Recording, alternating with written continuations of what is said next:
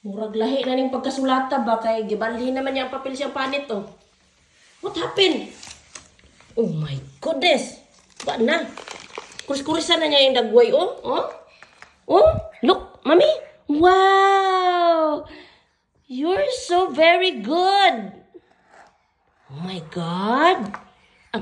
Nagdo-drawing siya. Binigyan ko ng ballpen oh. Kung saan niya sinulat ang ballpen niya? Dito sa lapalapan niya, oh. Very good, oy. Very good kayo, oh. Oh. Kuris-kuris ang mukha, oh. Wow! Fantastic, baby. Oh. Wow, kana ba? Dito mo isulat, hindi yung doon sa binti mo. Agoy. Wow, agoy ang sipon. So, guys, binigyan ko siya ng ballpen at saka papel. Sulat-sulat. Kasi gusto ko magsulat-sulat siya. Nagsulat-sulat naman talaga siya. Pero tingnan nyo kung saan niya sinulat. Sa mukha niya.